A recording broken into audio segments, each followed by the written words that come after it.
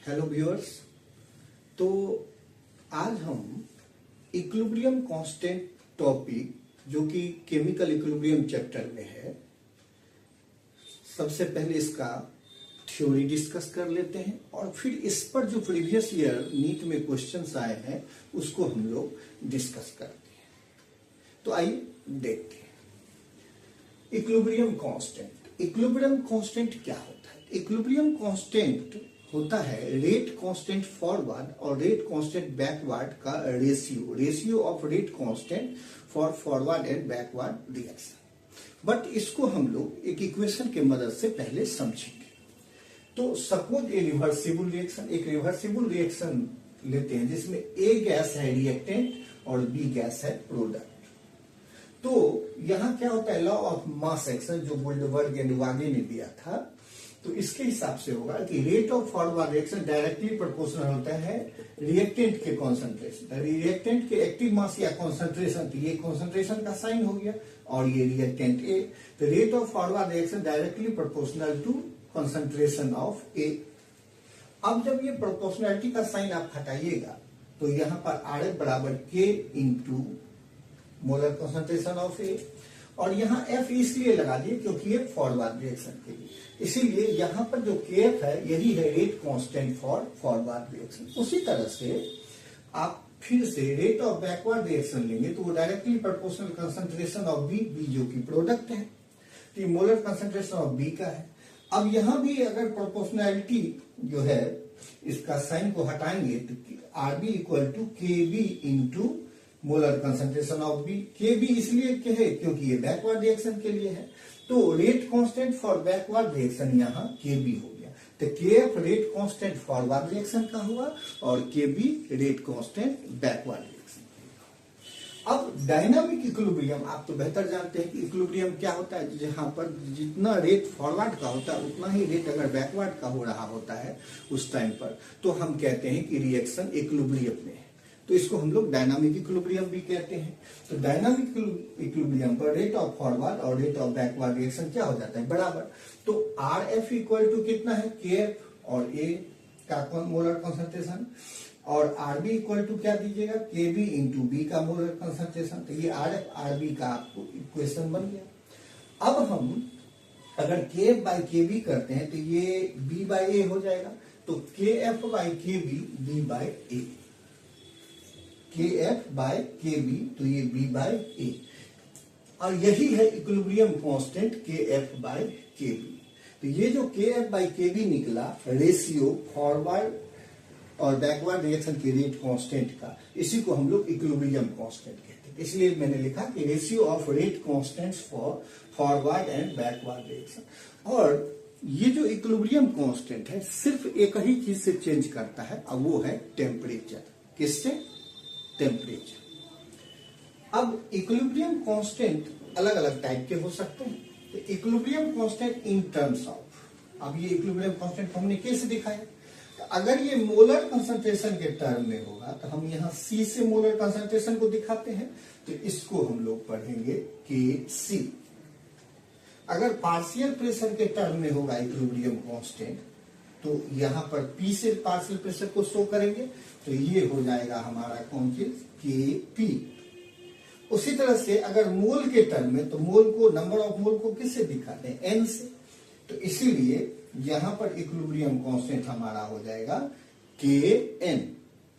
और mole fraction के term में अगर दिखाना हो तो मोल फ्रैक्शन को किससे दिखाते हैं, एक्स से।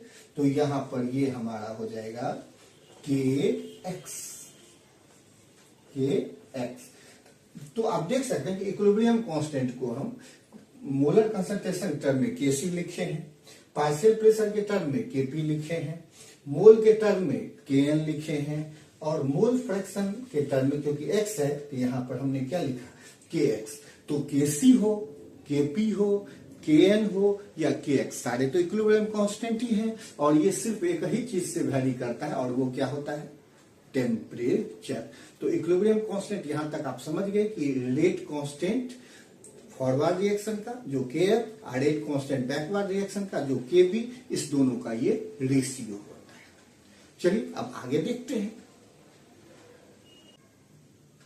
तो अब हम लोग के सी, के पी, के एक्स, के एन पहले इसका एक्सप्रेशन लिखना सीखेंगे। तो आइए देखते हैं। सबसे पहले ये रिएक्शन है N2O4 गैस, जो कि N2O4 रिएक्टेंट है, से 2NO2 गैस बन रहा है। NO2 क्या हुआ? प्रोडक्ट, और N2O4 रिएक्टेंट। तो जब भी अब हम इक्विलिब्रियम कांस्टेंट कंसंट्रेशन के टर्म में Kc लिखेंगे, तो कंसंट्रेशन, तो पहले प्रोडक्ट का, जैसे B/A होता था, तो पहले प्रोडक्ट का लिखेंगे फिर रिएक्टेंट। तो प्रोडक्ट का कंसंट्रेशन NO2 लिख दिए। अब इसका कोफिशिएंट कितना है? 2, तो ये 2 दे दीजिए, बट्टा अब रिएक्टेंट का तो बाय N2O4 का मोलर कंसंट्रेशन। तो Kc जब भी लिखेंगे तो पहले प्रोडक्ट का लिख लेंगे कंसंट्रेशन के टर्म में प्रोडक्ट को, फिर जो कोफिशिएंट होगा उसको पावर में डाल देंगे। तो यहाँ पर स्टोइचियोमेट्रिक कोफिशिएंट 1 है, तो यहाँ 1, यहाँ 2 है तो 2। अब हम अगर इसका Kp लिखेंगे तो पार्शियल प्रेशर के टर्म में, तो अब हम इसको लिख सकते हैं P, पार्शियल प्रेशर प्रोडक्ट का, तो लिखेंगे NO2, और यहाँ कितना है कोफिशिएंट 2, तो पावर में 2, बटा पार्शियल प्रेशर किसका? रिएक्टेंट का, कितना? N2O4, अब पावर में कितना? 1। तो ये हुआ हमारा Kp। अब अगर हम इसमें Kn लिखना चाहें, Kn मतलब नंबर ऑफ मोल के टर्म्स में इक्विलिब्रियम कांस्टेंट को, तो फिर प्रोडक्ट में तो नंबर ऑफ मोल किसका? प्रोडक्ट क्या है? NO2, कितने मोल्स हैं? 2 मोल। अब by number of mole reactant, कौन सा है रिएक्टेंट? हमारा क्या है? N2O4, और इसका पावर कितना होगा? क्योंकि कोफिशिएंट 1 है तो 1। तो ये हमारा Kn हुआ नंबर ऑफ मोल्स प्रोडक्ट का, फिर उसका स्टोइचियोमेट्रिक कोफिशिएंट पावर में, नंबर ऑफ मोल के टर्म में रिएक्टेंट, स्टोइचियोमेट्रिक कोफिशिएंट पावर।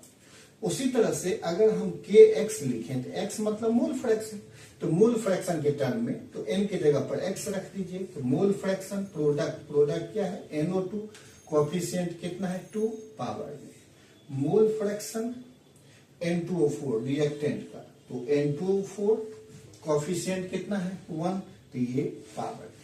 तो इस तरह से हम जो भी काइंड ऑफ इक्विलिब्रियम कांस्टेंट है उसका एक्सप्रेशन आराम से लिख सकते हैं। तो रिलेशन बिटवीन Kp और Kc को देखते हैं। तो Kp इक्वल टू होता है Kc इंटू RT का पावर डेल n। क्या होता है? Kp equal to Kc into RT का पावर डेल n, जहां R यूनिवर्सल गैस कांस्टेंट और T टेम्परेचर, वो भी किसमें? केल्विन में। और डेल्टा एन क्या होता है? तो डेल्टा एन होता है total number of moles of product minus total number of moles of reactant, जो एक स्टोइचियोमेट्रिक इक्वेशन के अंदर आता है। तो इसको समझने के लिए ऐसे करते हैं, जनरली गैसेस फॉर्म लेते हैं। अब देखिए रिएक्शन है N2 gas plus O2 gas 2NO2 gas. तो इसमें रिएक्टेंट कितने हैं? 1 मोल ये, 1 मोल ये, कितना टोटल? 2। और प्रोडक्ट कितना है? 2 मोल NO है, ये भी कितना? 2। इसका मतलब डेल्टा एन जब निकालेंगे तो number of moles of product कितना? 2, तो 2 minus number of moles of reactant, reactant में 1 मोल ये, 1 मोल ये, तो 1 + 1 2, तो 2 - 2 = 0। तो क्योंकि इस रिएक्शन का डेल्टा एन 0 आया, तो Kp = Kc × RT का पावर डेल्टा एन होता है। तो Kp = Kc × RT का पावर 0, तो ये तो 1 हो जाएगा, इसलिए Kp = Kc।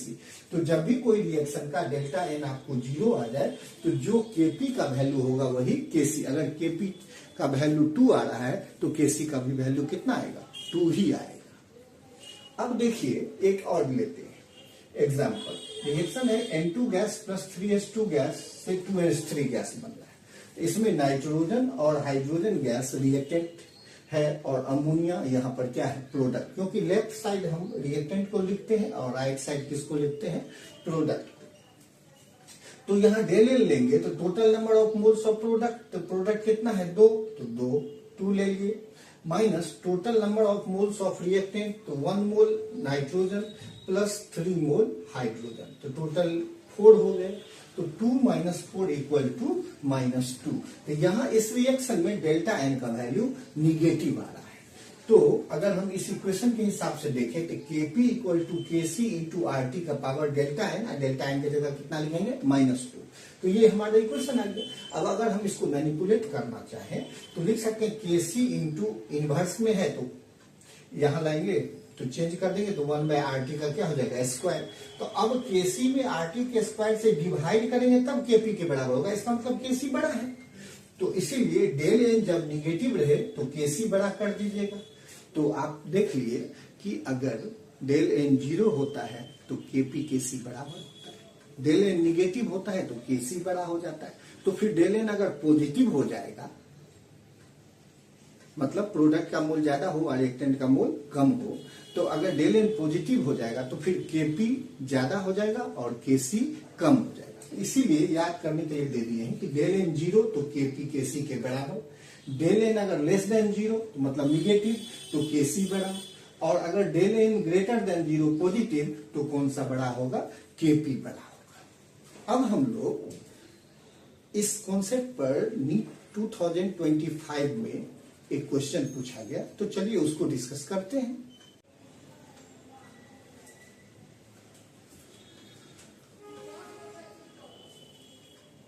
तो आइए देखते हैं अब जो हमने थ्योरी पढ़ा उस पे नीट 2025 में जो पूछा गया है क्वेश्चन। तो क्वेश्चन है कि for a reaction A gas से टू बी गैस KB मतलब rate constant for backward reaction is higher than KF rate constant for forward reaction by a factor of 2500 at 1000 kelvin. मतलब कह रहा है कि 1000 केल्विन टेम्परेचर पर rate constant जो backward reaction का है वो rate constant forward reaction KF से 2500 टाइम्स ज्यादा है। तो KP का वैल्यू आप निकालें, find the value of KP at 1000 kelvin. तो देखते हैं, तो according to question KB equal to 2500 into KF। अब ये हमारा इक्वेशन। अब हम जानते हैं कि KC बराबर क्या फार्मूला होता है, KF by KB। KC equilibrium constant है मोलर कॉन्सेंट्रेशन के टर्म में, और इक्विलिब्रियम कांस्टेंट होता क्या है, ratio of rate constant forward और बैकवर्ड का। तो इसीलिए KF बाई KF और KB की जगह पर 2500 इंटू KF रखें, तो ये 1/2500 जो कि हमारा किसका वैल्यू आ गया, KC। अब हम जानते हैं कि KP और KC में अगर रिलेशन देखें तो KP बराबर क्या होता है, KC into RT power del N. तो यहाँ डेल एन निकालना है। डेल एन क्या होता है, number of moles of product minus number of moles of reactant gaseous. तो यहाँ प्रोडक्ट 2 है और रिएक्टेंट 1 नहीं कुछ है तो 1 दे दीजिए। तो 2 माइनस 1 कितना आया, 1। इसका मतलब रिलेशन जो हमारा आया KP KC का, KP equal to KC into RT का पावर डेल एन की जगह कितना रखेंगे, 1। तो इक्वेशन आया KP equal to KC into RT का पावर 1। अब देखिए KC आपने निकाल लिया 1/2500 इंटू R आपका ऑलरेडी गिवन है 0.0831 और टेम्परेचर 1000 केल्विन। तो इसीलिए जब हम कैलकुलेट करेंगे तो आएगा 0.033। अब आप सोच रहे होंगे कि यहाँ ATM आपने कैसे दिया। तो KC जब यूनिट निकालते हैं ना KP का, तो करते क्या है, अगर प्रेशर ATM में है तो ATM का पावर डेल्टा N रख देते हैं। क्या रख देते हैं, डेल्टा N। अब देखिए ATM हो गया प्रेशर का और डेल्टा N आपने यहाँ कितना निकाला, 1, इसलिए यूनिट यहाँ 1। तो इसको देखते हुए हमारा ऑप्शन कौन सा हो गया, C। तो उम्मीद करते हैं कि आप इस क्वेश्चन को समझे होंगे और इसको पहले आप इस कंसेप्ट को समझे होंगे इक्विलिब्रियम कांस्टेंट के, फिर इस क्वेश्चन को आप बढ़िया से समझ लिए होंगे। तो फिर नेक्स्ट वीडियो में एक नया कॉन्सेप्ट और एक बेहतर क्वेश्चन लेके आते हैं। Thank you.